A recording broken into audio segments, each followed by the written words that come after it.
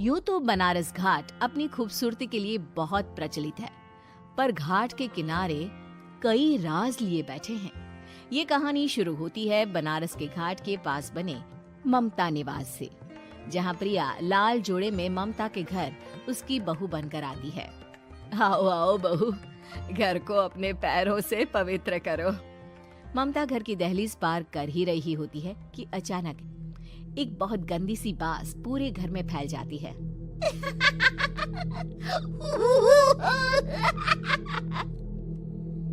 ये बदबू और ये आवाजें, ये कौन हंस रहा है माँ? अब ये पड़ोसी ना हमारे थोड़े अलग से है। कहाँ हम शाकाहारी और ये मांस मच्छी खाने वाले। छोड़, तू ध्यान मत दे और गृह प्रवेश कर।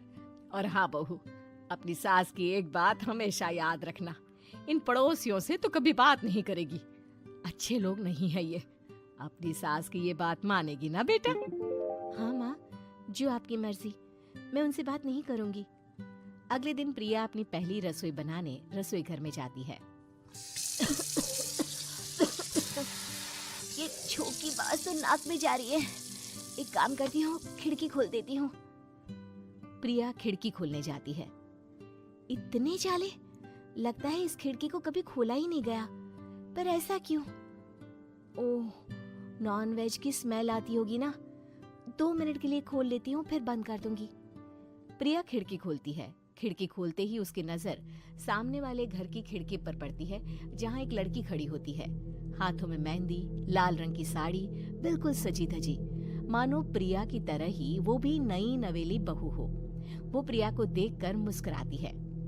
हे भगवान, माँ ने तो इनसे बात करने को मना किया था। प्रिया फौरन ही खिड़की बंद कर देती है और तवे पर चढ़े रोटी की ओर देखने लगती है, पर वहाँ रोटी न होकर मछली पड़ी होती है। ये क्या? पहली ही रसोई में इतनी बड़ी गलती। हे भगवान, अब मैं क्या करूं? प्रिया बहुत डर जाती है और फौरन रसोई की सफाई करने और फिर सभी के लिए खाना बनाने लग जाती है। जब वो सबको खाना परोसती है, सब तो ठीक है, मैं बेकार में चिंता कर रही थी।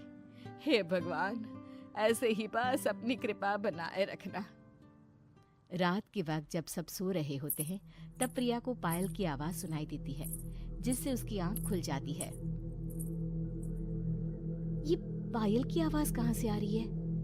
प्रिया उठकर उस आवाज के पीछे छत की सीढ़ियों तक जाती है। तभी उसे बच्चे के रोने की आवाज आती है। प्रिया छत पर जाती है तो क्या देखती है? वही लाल साड़ी वाली लड़की अपनी गोद में एक नवजात बच्चे को घुमा घुमा कर सुला रही है। तभी प्रिया की नजर उसके पेट पर पड़ती है। ओह गॉड, ये तो प्रेग्नेंट भी है। सुनिए, बच्चा सो नहीं रहा है क्या?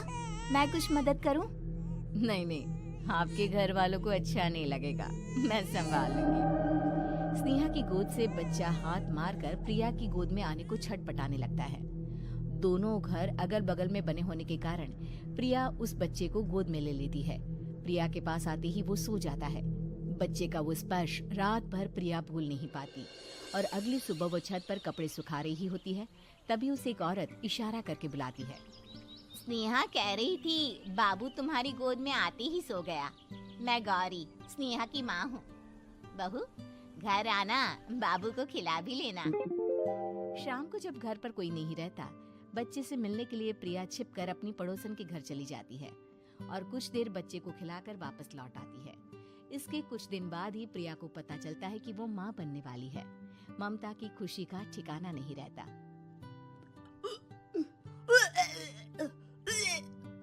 माँ जी, पता नहीं क्यों उल्टी आ रही है। प्रिया भागती हुई वॉशरूम में जाती है तो हरे और लाल रंग की उल्टी करती है। उस उल्टी में से कीड़े निकलते हैं। ये क्या? खून और ये कीड़े! माँ! माँ! प्रिया की आवाज सुनकर ममता दौड़ कर आती है, पर बेसिन में कुछ नहीं होता। प्रिया हक्की बक्की रह जाती है। ये सब क्या हो रहा है? प्रिया घबरा जाती है और अपने कमरे में जाकर सो जाती है। डर के कारण वो इतनी थक जाती है कि उसकी आंख लग जाती है। तब उसे ऐसा लगता है उसके पेट पर मानो कोई बैठा हुआ हो। कौन हो? प्रिया के पेट पर एक 5 महीने की बच्ची बैठी हुई थी, जो बुरी तरह जली हुई थी। माँ, तुम ही मुझे लाई ना अपने पेट में? मैं तुम्हारी माँ नहीं हूँ। कौन हो तुम? माँ, देखो मैं जल गई बुरी तरह से। 6 महीने पेट में रहने को भी मुझे नहीं मिला। सहला दो ना माँ। बचाओ, बचाओ, माँ। ममता दौड़कर कमरे में आती है। प्रिया की बातें सुनकर वो सब समझ जाती है। तू कहीं बगल वाले घर में तो नहीं जाकर आई ना बहू? मुझे माफ कर दो, मैं गई थी माँ। उस घर में सब मरे हुए हैं बहू। कई साल पहले स्नेहा उस घर में बहू बनकर आई थी। कुछ ही दिन में वो एक बच्चे को जन्म देने वाली थी। पूरा घर बच्चे के आने की खुशी में खोया था कि एक दिन अचानक उस घर में आग लग गई। सब बुरी तरह जलकर मर गए। गौरी आज भी दादी बनने का इंतजार कर रही है और इसीलिए स्नेहा ने अपना अजन्मा बच्चा तुम्हारी कोख में डाल दिया।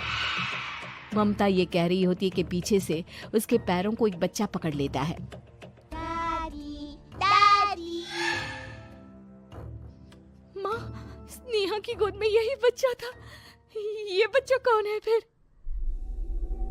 तेरी मौत है। तेरी भी दादी।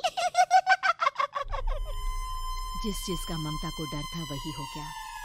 ममता निवास के ऊपर मौत ने चादर बिछा दी थी। प्रिया का पेट ऐसे बढ़ जाता है मानो 9 महीने का हो। 2 हाथ उसके पेट से बाहर निकलते हैं। बहू, संतोष को फोन कर, किसी पंडित जी को बुला बहू। प्रिया का पति भागता हुआ घर आता है। ये तो होना ही था माँ। तेरा पाप तेरे सामने आ गया तो तू सह नहीं पा रही है। स्नेहा घर में आग लगी नहीं थी, माँ ने लगाई थी प्रॉपर्टी की लालच में। और वो बच्चा मेरी पहली पत्नी का बच्चा है, मेरा बेटा, जो कि उस आग की चपेट का शिकार हो गया था। मैंने तुमसे ये सब माँ के कहने पर छुपाया था। मुझे माफ कर दो प्रिया। तुम अगर चाहो तो यहाँ से जा सकती हो। मैं तुम्हें किसी भी बंधन में रखना नहीं चाहता। मेरी शादी हुई है आपसे, मैं आपको छोड़ नहीं सकती, पर उससे पहले हमें स्नेहा, उसकी माँ और बच्चे की आत्मा की शांति करवानी होगी। संतोष और ममता गौरी के घर जाते हैं। अंदर सब कुछ जला हुआ होता है। जमीन पर जली हुई लाशें बिखरी हुई थी। ममता रो रो कर अपनी करने की माफी गौरी से मांगती है। प्रिया स्नेहा के घर वालों का अंतिम संस्कार करवा देती है और ममता निवास फिर से